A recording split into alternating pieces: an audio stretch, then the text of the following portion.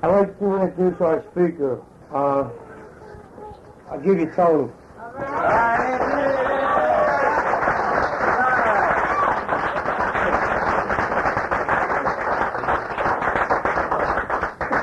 And good evening, everybody. My name is Tony, and I am an addict. Hi, Tony.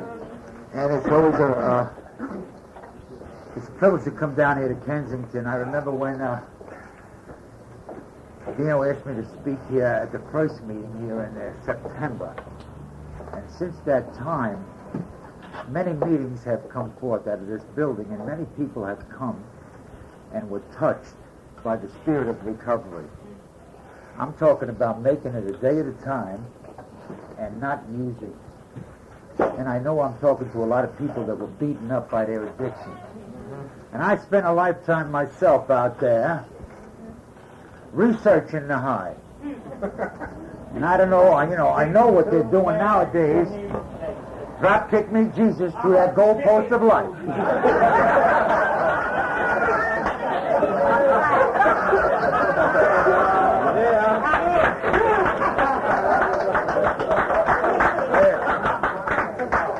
I want to see Jesus on the midnight special. I want to hear the Wolfman. Bring him on.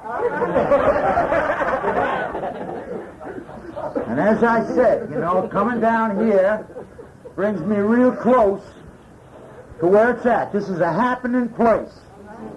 And what's happening here is people are walking in and getting a message of recovery. And I'm talking about freedom from being enslaved by your addiction. And I know that we can come back. And the longer I stay clean, the better I feel. By the way, I haven't thought about any doogie today. Or any cocaine or nothing like that. And I don't know what they're doing nowadays. They tell me they're smoking bazooka mixed in, dipped into kerosene. And the shit sounds like it's good enough to heat the house, but I wouldn't want to smoke it. Quite honest. Unless I want to get my mind fucked. And my brain twisted. And I don't know how obsessed you folks have been on it, but I don't think you loved it any more than I did. And I'm telling you, you could put it down a day at a time. I'm talking about Narcotics Anonymous and the message of recovery. It's Friday night and we're all here. You know something? It's a miracle. You know what I mean? To come in, to sit down, and to listen, and to walk out and have it dawn on you that you no longer have to be enslaved by your addiction. Because it ain't going to get any better out there, by the way. It's going to get worse. So we're going to deal with it right here. And we're going to come to grips with it, and we're going to build up a confidence about it, and it's going to enable us to walk in the sunshine. I'm talking about being free. You see, and I've been enslaved for many years. I put in many years using and abusing. People would tell me, why you use that cocaine, Tony? I said, well, it intensifies my hearing.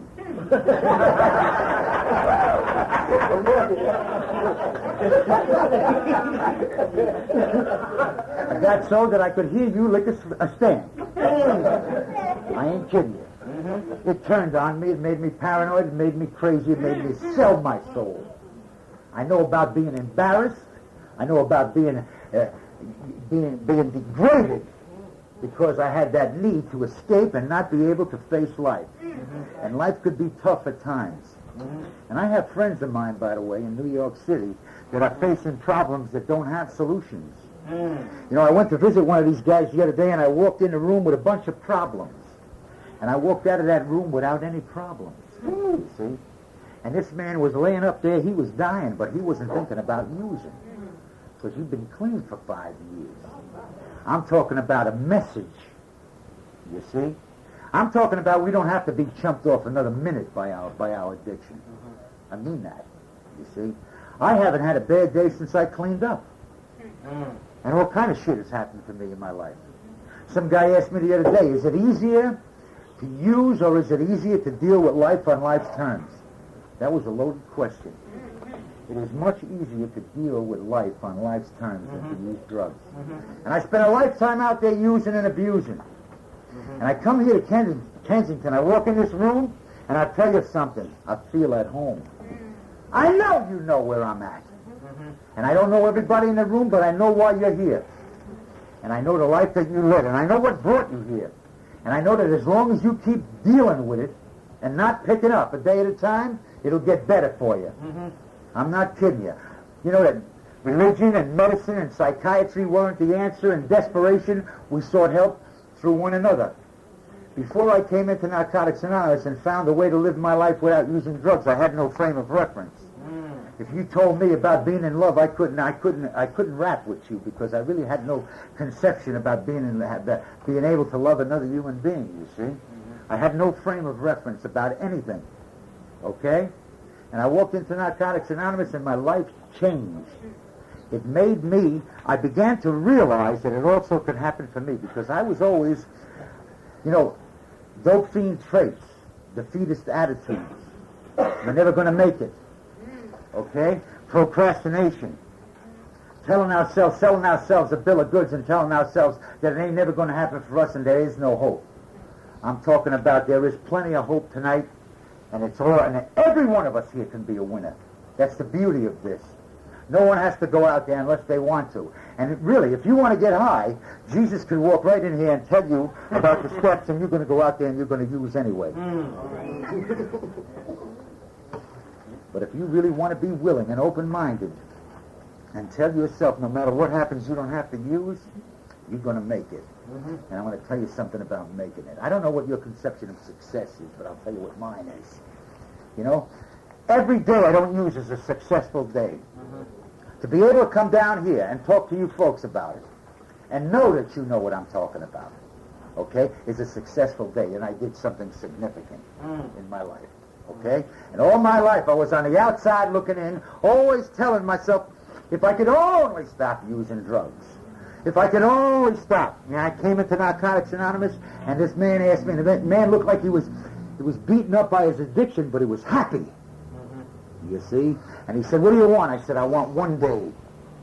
Because I worked for 30 years and I did not get paid. I'm talking about smoking reefer and drinking whiskey. I'm talking about shooting dope and coke. That was my downfall, you see. It wasn't about Seagram 7s. I could afford that. I could afford my pot insanity, my reefer smoking. Because I had to smoke a reefer to listen to the music. I couldn't hear the music unless I was smoking a bomber. You see? And then I'd have a few drinks, and off I'd go to the Connection. And then bang up a speedball. Somebody told me their drug of choice was belladonna and Bombay gin. So that motherfucker had a hard way to go.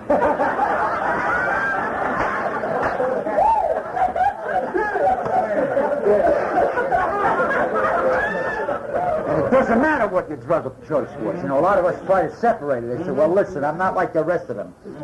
I just smoke angel dust. 40 or 50 sticks of spearmint leaves a day. I'm not like the rest of them. They shoot up or they snort or whatever they do.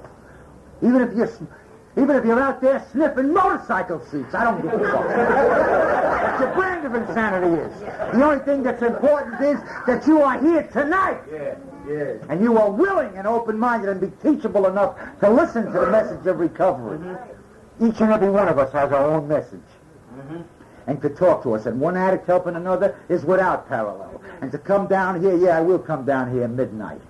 Has nothing to do with my ego. It has to do with coming over here, speaking to you folks about not using drugs and how good it is to be in recovery. And not have to go out there and sell my soul to the cop man, you see. And I spent a lifetime out there. And I remember when there was no hope. I remember when there was no Narcotics Anonymous. And we had to fall prey to all kinds of other things. I'm talking about methadone maintenance and acupuncture. One day I was so desperate, I got out of jail and I passed by a place and it said, you too can stop using drugs. So I said, wow, that's pretty good. Let me go in there and try it out. And I went into the joint and there was this doctor from Tibet. I think it was Tibet or Taiwan. Dr. Wong! Dr. Wong! Listen, I just got out of jail. I got busted. I don't want to get busted again. I want to stop using. Why don't you do me? Do me. He said, okay, sit down. He put a couple of needles in my ears with little plastic balls on them. He said, listen, when you get the urge to use, just turn the little the dial like this. The impulse and the compulsion will go away. The obsession will leave you. You'll be able to walk free into the afternoon. How does that sound? That sounds wonderful. And I breezed out of the place. And walked past the diner, looked in the mirror. I had these two things in my ear. I looked a little funny, but I really didn't give a fuck. Because I wanted to believe that it would work. I wanted to believe it would work. And all of a sudden, I was overcome by the obsession and the compulsion to use, and I started turning these little things. And shit, it didn't work. I said, oh, shit! And I went right down to the cop man. My man was there. And I said, let me have it. Let me have 5 boys and 5 girls. We're going to have a party. My favorite time! As I sat in that rinky-dink stoop, telling myself there was no hope. You see, using drugs when you're 20 and using drugs when you're 40 is different. Because you ain't got that much gas in your tank anymore. And you ain't going to go over there and go be dealing with it. You see, no matter how good you are, or whether you're running the short con or the long con or whatever your scam is, you ain't going to do it. Because it's going to catch up to you, I tell you right now. Tonight, okay, smart money walks off the block. Smart money tells himself, I can make it. If them people are making it, I'm going to make it. And I come to believe that I can make it by the people that were here before me, you see. That's what happened to me, you see. It just didn't dawn on me that I could stop because I wandered around for 30 fucking years. All right. You know? I got up at night. I didn't like the sun. I was like a devil bat sleeping in my native earth, you know. No light! Don't put no light! And I work in the field. The guy came in. He said he was doing ecstasy. I said, really? I'm not impressed.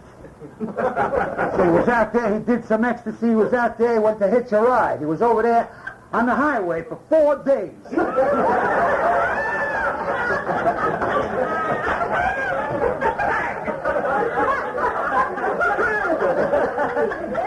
I can't move. I'm starving. I'm hungry. I can't move. What the fuck did I do? What kind of shit is this? Designer drugs. And they saw the man on the highway. The man said he was there since Tuesday. And they called an ambulance, and they brought him away like this.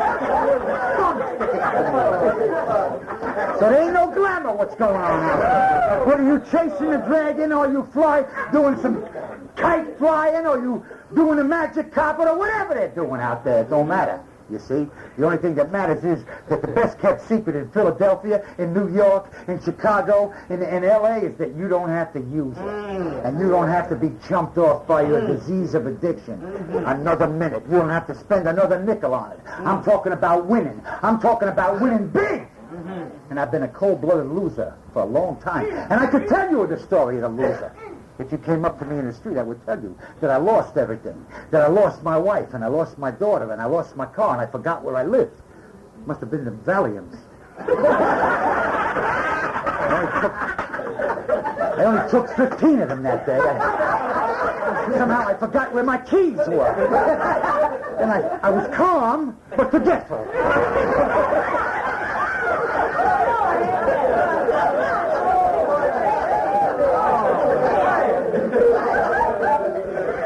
Some guy was conning me into taking we were pulling a score, and I said, gee, I'm afraid I got a delusion that we're going to get 15 to 30 for this. He said, don't worry about it. Just take about 10 Valiums and 50 milligrams of methadone. How do you feel now?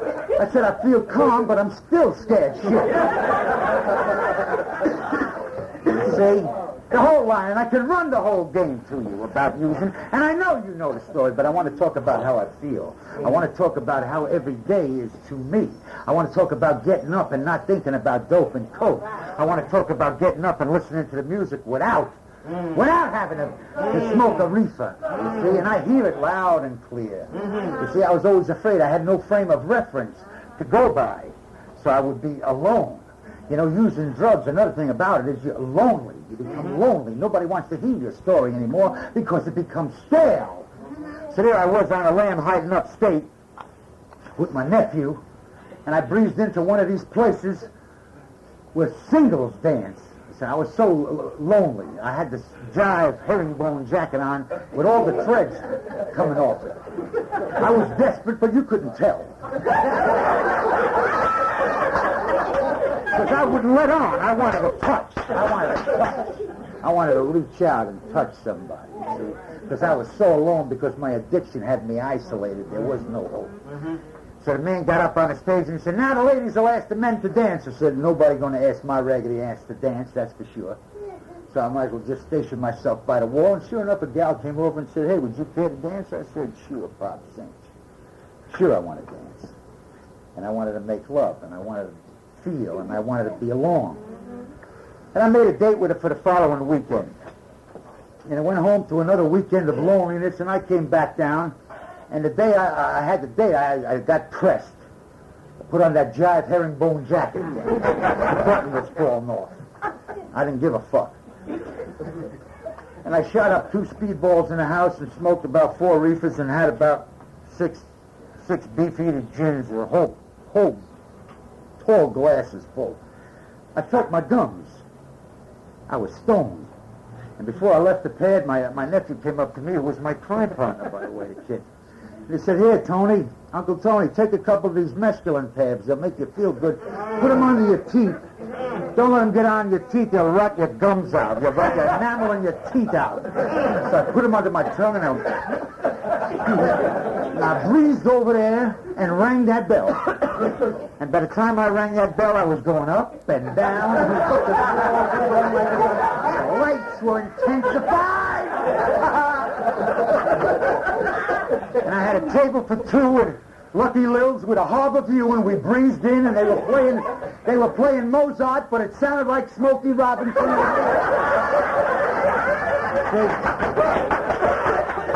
By that time I was gone, my mind was gone, I was racing, I was going up and down and all around, and they picked up the menu, and the funny thing, the print was jumping off the menu.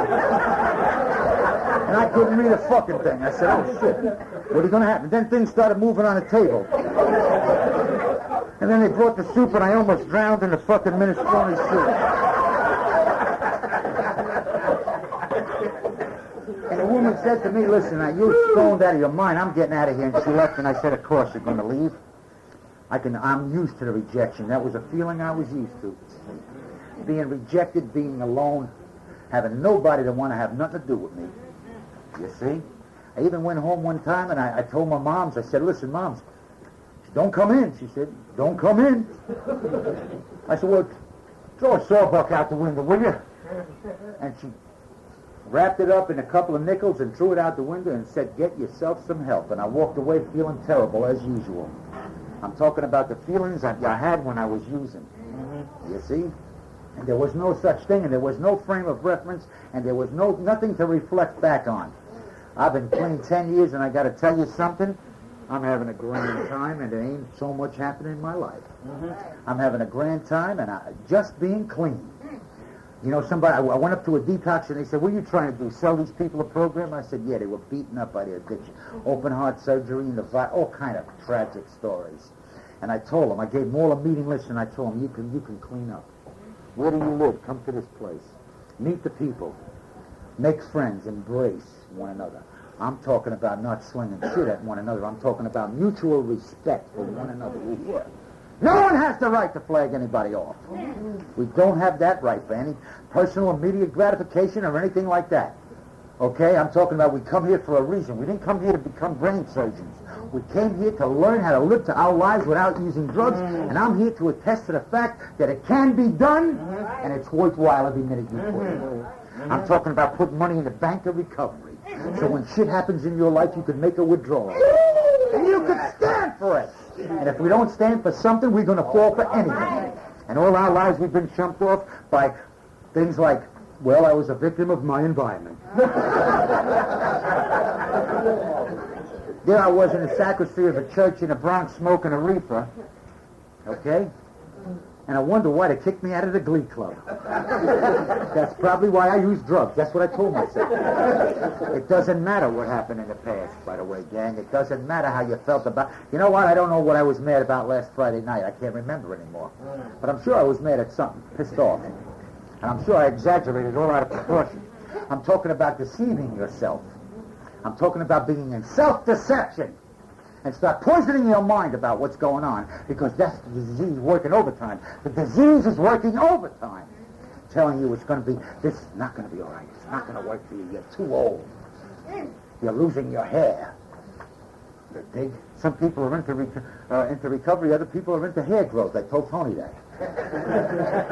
I identify with you, kid. I identify with you. I'm telling you, you could make it. I'm telling you, you could make it. And it doesn't matter how much money you have in your pocket.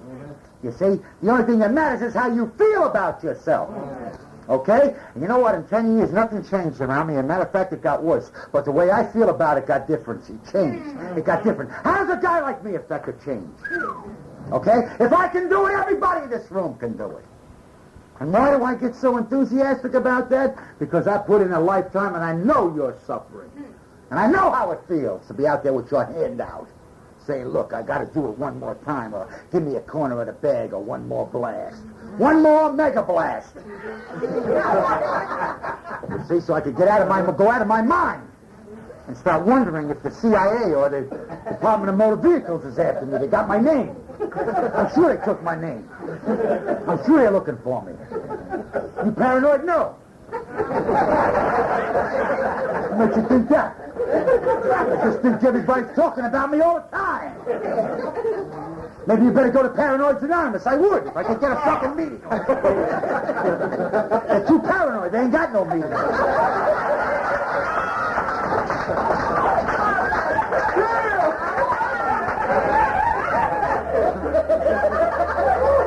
They don't want nobody going down there getting next to them. Dig this. I'm talking about Narcotics Anonymous. When you walk in, you belong. And you feel like you belong. And it will embrace you. You see? That other fellowship will tolerate your raggedy ass. But Narcotics Anonymous loves you and will embrace you. And needs you.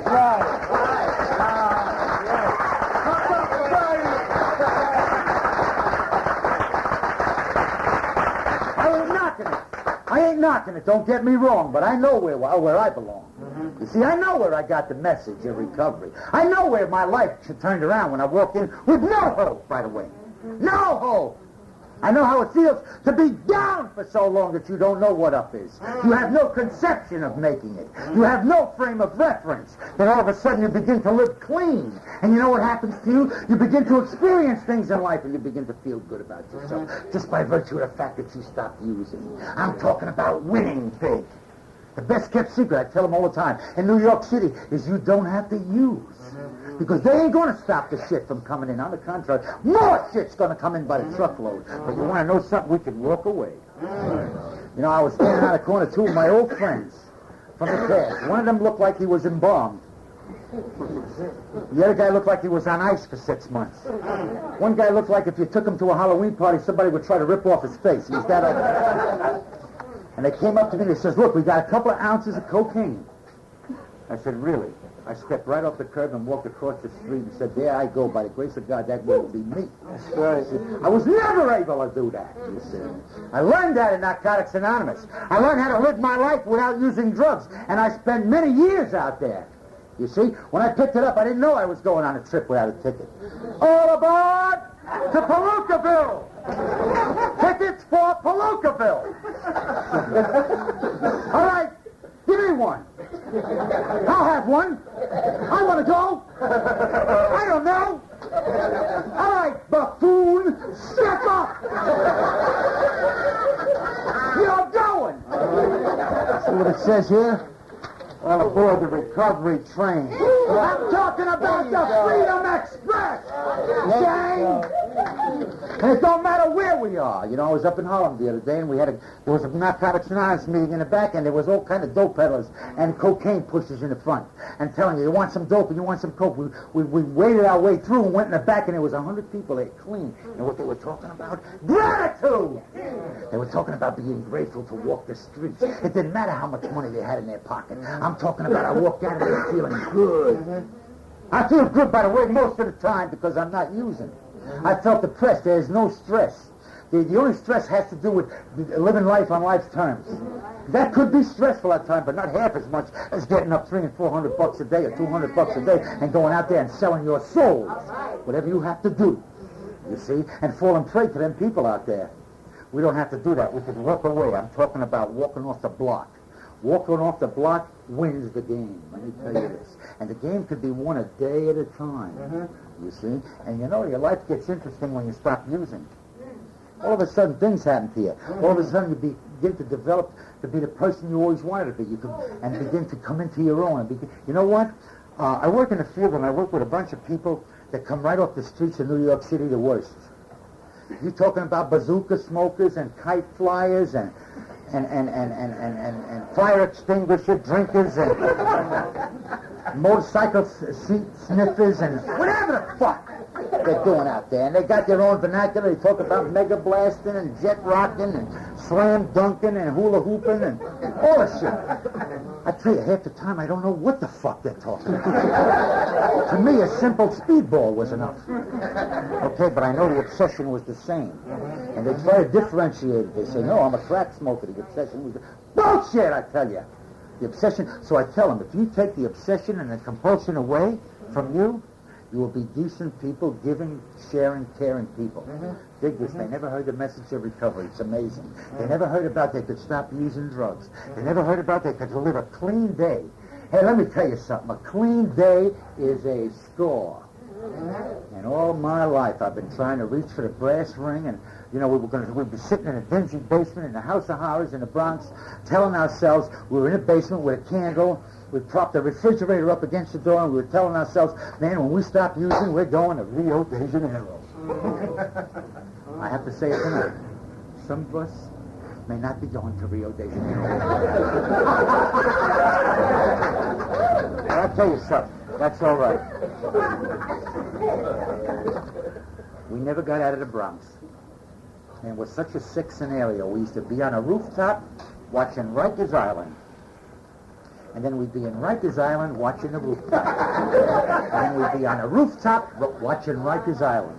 And then we'd be on Rikers Island saying, remember we were on rooftops? I'm talking about life with no love. I'm talking about never having nothing. I'm talking about selling everything. I'm talking about selling yourself out. That was way back. There was no message. You know what? All of a sudden, there's all kind of thousands of people cleaning up in Narcotics Anonymous, and this is what's happening. It's a happening thing. And you know what's good about it? It's our thing. Okay? And we can all take part in it. Every day we don't use is a score.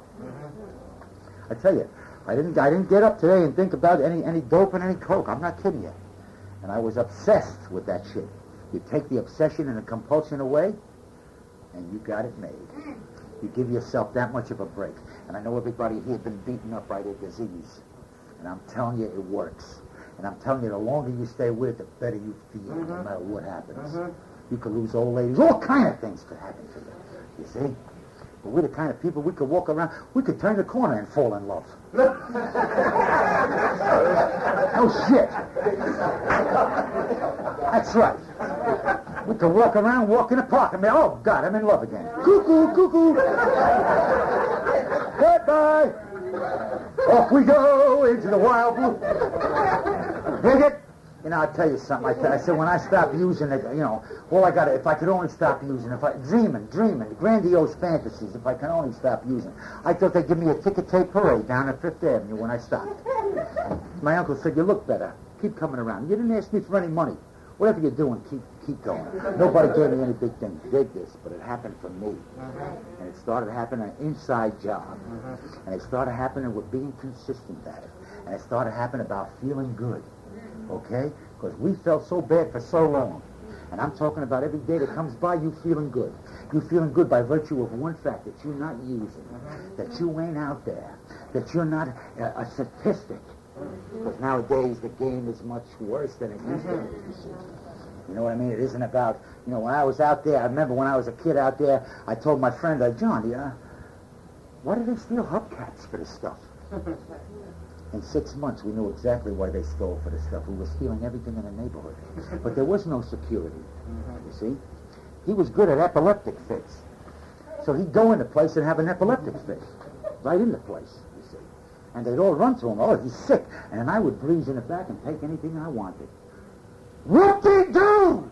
And as I got older, we got more better at it, and we started pulling jobs and doing all kind of shit that you do when you use. All kind of hairy, horrendous situations, all kind of racing fear, all of that. Never knowing, no one in you see, at that time I felt in my heart, no matter what I did, I could never stop. Because I saw it written on a wall in Bronx County when I got locked up the first time. It said, once an addict, always an addict. Mm-hmm. And on the bottom of that it said, 9 out of 10 come back again. Mm-hmm. I kept coming back. Mm-hmm. And I never did go to the prom. That was all right. That was all right, because you know what I tell people? It takes what it takes. Mm-hmm. So no matter what happened, I'm telling you tonight, stop the persecution of yourself, because that's another dopamine trait. We persecute ourselves. Our self-esteem is low. How do we build it up? I'll tell you how we build it up. We build it up by walking with our children, getting their hand in yours and walking along and feeling good. And knowing you don't have to sell your soul. And knowing you don't have to put the kids second. I know you got kids. For the kids, too, they win. Everybody around you wins when you stop using. You see? So we don't have to go for that line anymore. We don't have to fall prey. I remember going to see this croaker. He had this wild tweed jacket on. The guy looked like Dr. Frankenstein. I walked in, I said, oh, man, I had a horrendous day. What a day I had! I had a terrible day. I feel terrible, Doc. Terrible. He said, he was puffing on a pipe. He said, well, how come? I said, well, I pulled 3 jobs and I got $13. Then I went downtown and I got beat. I'm depressed. I feel so depressed. I said, how do you feel? I said, I feel depressed. Fucking idiot. He said, try a Furinol. I said, take a Furinol. He gave me a tablet, a couple of tablets. Next thing you know, I felt, well, I feel a little better. Give me 15, will you?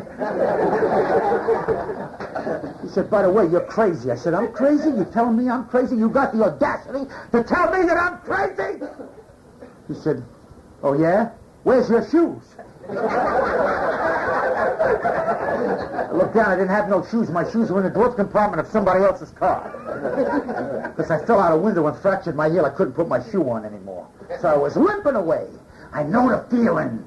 You see? I know the feeling to be walking in the park and be free.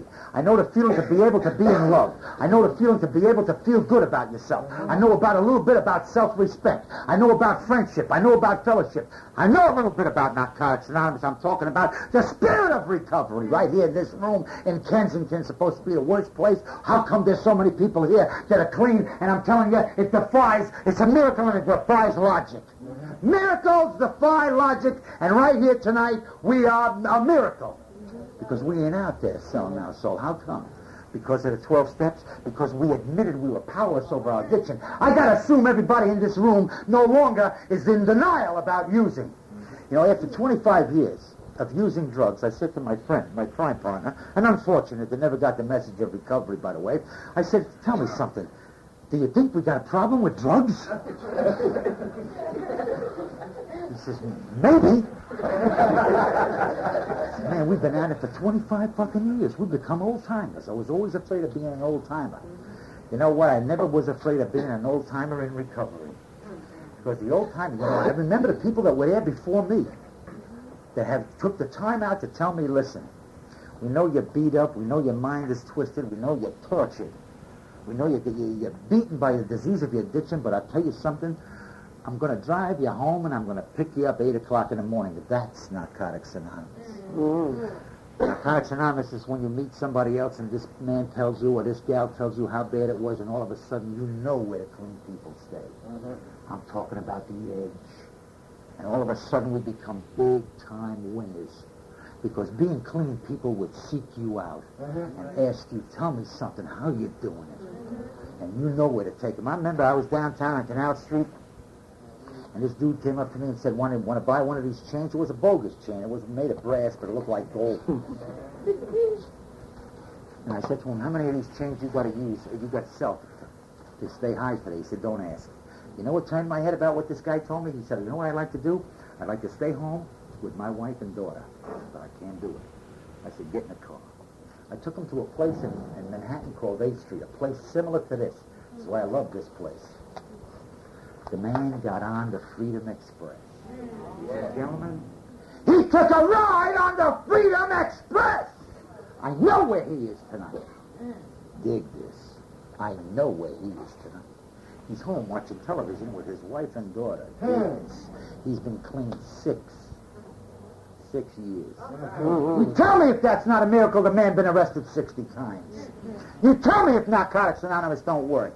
I defy it, because we got thousands of people. You know the meetings in Manhattan? You can't get in no more. You can't get a seat. There's people coming in dying to get out from under it. They're dying out there because they know how bad the game is. Okay? I'm talking about the principles. To be honest with yourself and tell yourself that you are an addict. To have hope and know that you can do it because there are other people, and if you don't believe it, you believe I believe it, and use me for the example. Okay? Because I ain't going to use today, not till 12 o'clock. Oh, well, 12 o'clock. It's 12 o'clock now, not till tomorrow at 12 o'clock. I ain't using today, folks. Okay? It won't happen, and it don't matter what you come at me with, whether it be Peruvian flake or China white or Mexican mud or Lebanese blonde or Panamanian red or all that. See, I'm not moved by none of that shit today. You see? Because I know in my heart, no matter what happens, I don't have to pick it up. And this is what I'm trying to convey here tonight. And I got to tell you, it's always a privilege to come here and address a group with the guts and the courage and the tenacity to do it a day at a time, no matter what. Dig it, this draws all kind of admiration and respect. Yes, sir, folks, I love you. I love you for what you're doing a day at a time. And it's my pleasure to come down here and talk and meet the people and know the people are going to make it. Because I got a lot of faith in Narcotics Anonymous. Don't ever underestimate the power of the fellowship of Narcotics Anonymous. You know, when you get uptight, guy got uptight, called me up. I said, lean on the fellowship. I did that myself. I was clean 10 years. I lost my job. I lost my old lady. I was down and out. I was depressed, broke, busted, disgusted. Okay? I got a meeting list, and all of a sudden I started going. I said, you know what I'm going to do? After 10 years, I'm going to do 90, and I'm going to go to 90 meetings in 90 days. And I did that. After 45 meetings, I was out of it. I met all kind of other friends that I met in the beginning, and all of a sudden, boom, the phone rang, and, hey, we got a job for you. Hey, we got this for you. Hey, we love you. We want to help you. We don't care how much money you got in your pocket. I had a friend of mine tell me one time, I had no place to stay. He said, here's the key to my house. I don't give a fuck if you don't work for a year. You stay with me. Dig it. This is Narcotics Anonymous. I'm talking about one addict helping another is without parallel, and I know you people know what I'm talking about here tonight. And that's why I came here tonight. Sincere. Okay? To tell you folks, and know that some of you are struggling with the trials and tribulations of everyday living, man. Because it could get you down. But I tell you, the worst day clean is nowhere compared to using. Nowhere. No how. No way. And that's where it's at. And that's how I feel. And that's the space I'm in. Okay? I'm talking about feeling good. Okay? And I'm not conquering the world. Can you dig it? I am not conquering, but it's okay. Because I feel okay today, and I know that I don't have to pick up, and that's why I came here. I didn't come here to become a paleontologist or to conduct a Boston Philharmonic office. I didn't do that. I came here because I was a hopeless addict that was using since I was very young. I can't even remember. I can't even tell you when it first started. But I know the trip that I went on, and only by the grace of God that I lived that long when all my friends around me have perished because of the disease of addiction. Yes, I will come up to Philadelphia and rap to you folks. And tell you folks that, you know what, the longer you stay with it, the better it gets. The longer you stay with it, the more respect you get to yourself. The longer you stay with it, the more friends you get. The longer you stay with it, your wants and your needs will come together. Dig it. You know, one time I thought I needed a Lincoln Town Car, now a Jive Dodge will do.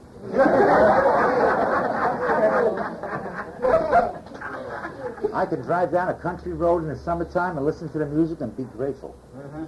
I'm talking about the little things. I'm not talking about, I'm talking about when something happens to think about how you would like it to turn out. Not how you feel it's going to turn out. Because how I felt I was and what I thought I was were different. Because there are no gangsters. I thought I was a gangster. I was suffering from a Virgil Salazzo complex. You know what that is? I thought I was a gangster. You see? But I was on a methadone movement. So it really didn't fit. There are no gangsters on the methadone. But I thought I was. And you couldn't tell me I wasn't. Because I would argue with you. I'd call you a sack full of motherfuckers. And walk away in disgust. You see? Because I was under the illusion that I was a gang and I had to use. I was under the illusion that I had to use every day. Because God forbid I didn't use any every day. I thought you die from being depressed. And nobody ever said this feeling will pass. Somebody said something very simple. If you don't pick it up, you won't get stoned. Okay? Something very profound and very simple. Elementary, Dr. Watson. If you don't pick it up, you won't get stoned. Whoop-de-doo! You see? So I want to thank you for coming now. I want to thank you for being here. I want to thank you for being the people that you are. I want to tell you that keep it up. It's going to get better and better, and you're going to feel better and better. I'm talking about recovery. I'm talking about the people right here. I feel very close to you folks. I really do. You know, I love you. I'm your fan. You know, I'm concerned with your welfare. I want you to make it because if you make it, it tells me that I didn't make it. I'm not talking about envy. I learned that in Narcotics Anonymous. I learned how to come out of myself. By the way, I mind my own business. I really do. It ain't about slinging shit at one another. It ain't a gossip column and none of that. It's about coming down here and making it. It's about coming down here and another day clean. You see? It's about accumulation of time. It's about experiences in life. And it's about feeling good and coming out the other side saying, wow, it passed. And I'm here. Thanks a lot.